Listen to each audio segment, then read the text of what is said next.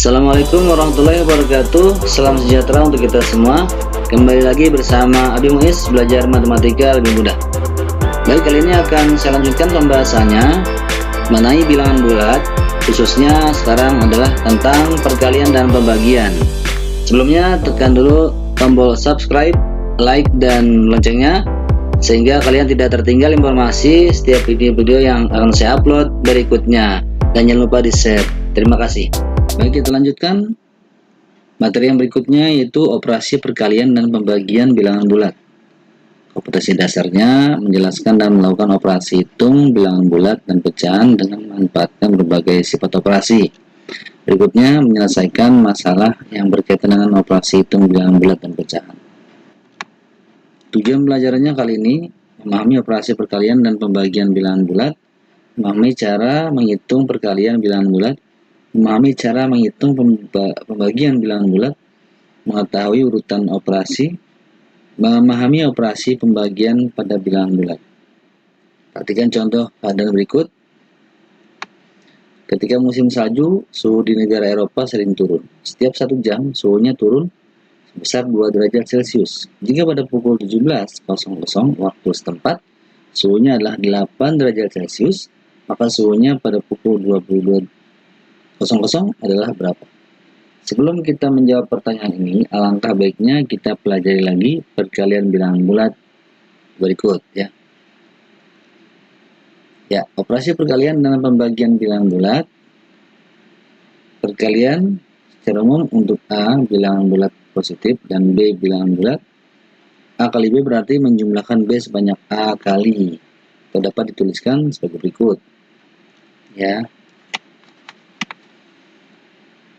Nah, inilah aturan perkalian ya. B-nya sebanyak A kali. Oke, ada triknya memudahkan perkalian dan pembagian bilangan bulat. Menggunakan konsep kejujuran juga ya. Atau benar salah. Plus berarti benar, min berarti salah tadi. Ya, seperti penjumlahan dan pengurangan. Ya, seperti ini. Oke, sebenarnya tidak perlu dihafal. Seperti penjumlahan pengurangan tadi. Ya, kalau plus benar min salah. Sesuatu yang benar dikatakan benar, maka adalah kesimpulan yang benar atau plus. Sesuatu yang salah atau min dikatakan salah atau min, maka itulah kesimpulan yang benar atau plus ya. Sesuatu yang benar plus dikatakan salah min, berarti itulah kesimpulan yang salah atau min. Sesuatu yang salah atau min dikatakan benar atau plus, itu pun kesimpulan yang salah atau min ya. Oke, ini berlaku juga untuk pembagian. Untuk lebih jelasnya, contohnya min 5 dikali plus 7. Nah, sesuatu yang salah dikatakan benar tadi ya, maka kesimpulan yang salah berarti min, hasilnya min 35. Sekarang sesuatu yang salah dikatakan salah, min kali min, maka itu kesimpulan yang benar. Kalau benar berarti plus 84, asal nggak saya tulis plusnya ya. Baik, sekarang pembagian pun sama.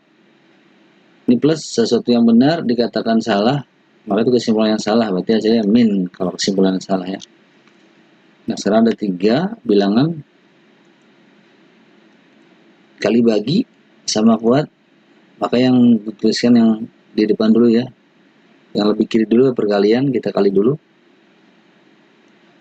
Ya, 4 kali min 8 benar dikatakan salah, berarti salah min ya. Oke. Baru dibagi 6, bagi 16. Salah dikatakan benar, berarti salah atau min ya. Contoh operasi gabungan ya. Contoh soal operasi gabungan, ditambah kurang kali bagi. Ini 20 tambah 3 kali min 12. Kita ingat kembali kabataku, kali bagi tambah kurang. Perkalian pembagian selalu menang walaupun di belakang ya adanya. Dia didahulukan. Berarti ini didahulukan ya. Ini kali bagi. Nah, ini bisa plus 3 dikali min 12 ya. benar dikatakan salah berarti salah. Ya, berarti ini jadi min ya, min 36, masih ada plusnya jangan lupa. Nah, ini benar dikatakan salah berarti salah, jadi min ya. Nanti tinggal mana banyakan, berarti min 36 banyak, berarti hasilnya min ya. Ini plus 20 sedikit.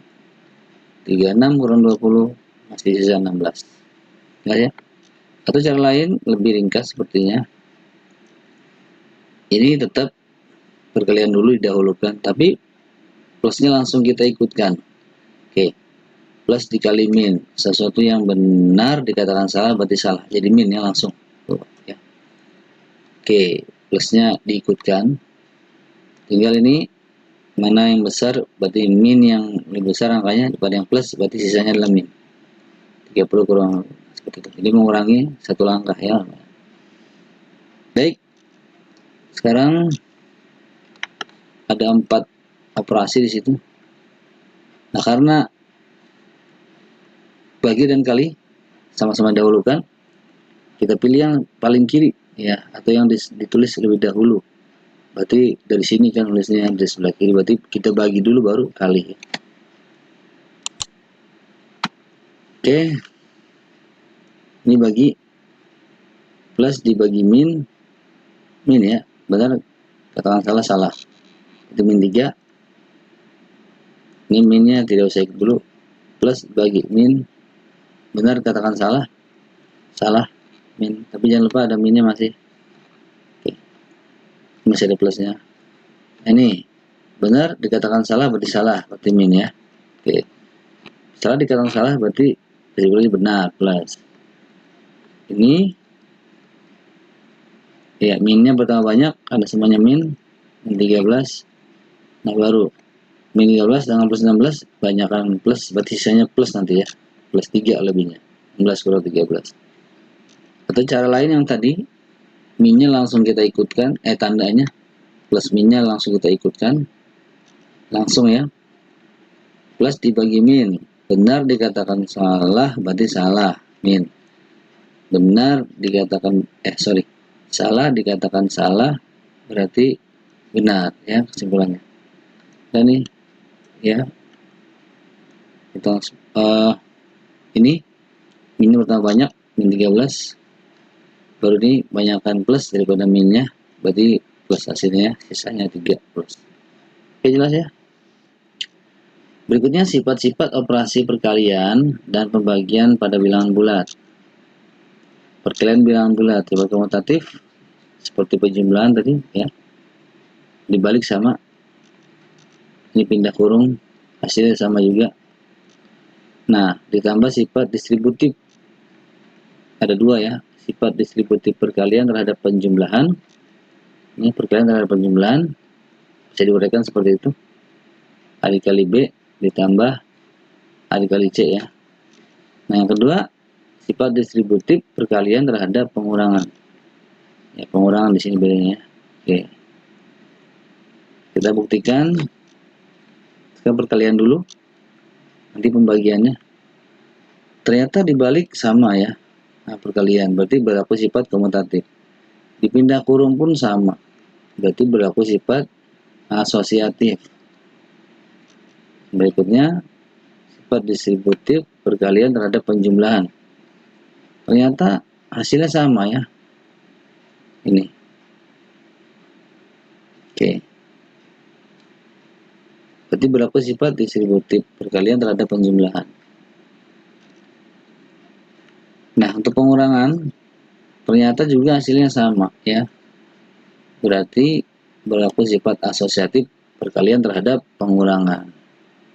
Jadi kesimpulannya, ternyata pada perkalian bilangan bulat berlaku sifat komutatif, asosiatif, dan distributif. Oke.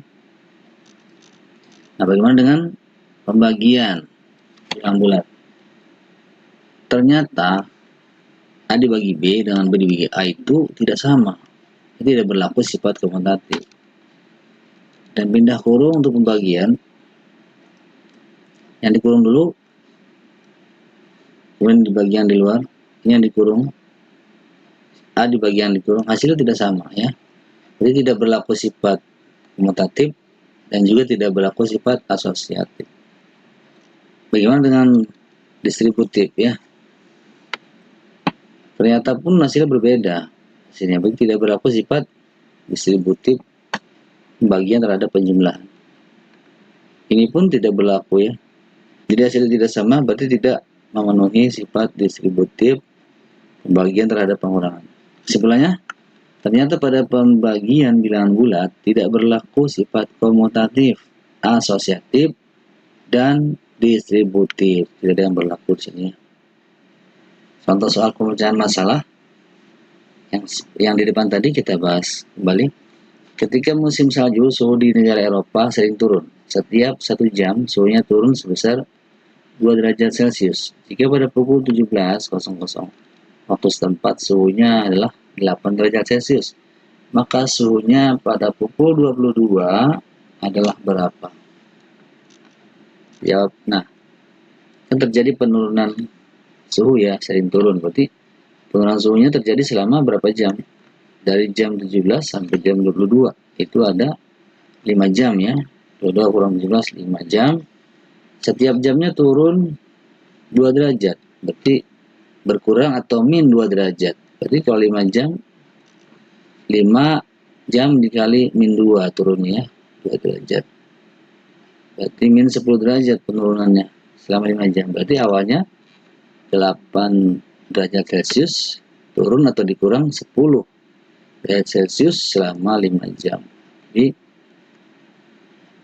min 2 derajat Celcius suhu akhir pada pukul 22.00. Jelas ya? Jadi min 2 derajat Celcius. Contoh soal hot. Pada suatu lomba mata pelajaran, setiap jawaban benar diberi skor 3. Salah diberi skor min 2 dan tidak dijawab diberi skor min 1. Dari 40 soal yang diberikan, Mimin dapat menjawab 34 soal. Jika skor yang diperoleh Mimin adalah 56, maka banyak soal yang dijawab benar adalah berapa? Oke, kita lihat pakai pemisalan saja. Karena yang ditanya adalah banyak soal dijawab benar, kita cari yang dijawab benar ada berapa. Misalkan B yang dijawab benar ya. Kalau benar tadi kan dikali 3. Benar diberi skor 3. Berarti kalau benar ketiga berarti 3B ya. Maaflah, yang benar B kita cari nanti. Selain benar, pasti ada soal yang salah juga. Ya, dari mana ini? Oke. Logikanya kalau dia menjawab 34 soal, yang benar B, maka pasti ada yang salah ya. Oke, yang dijawab 34, yang benar B.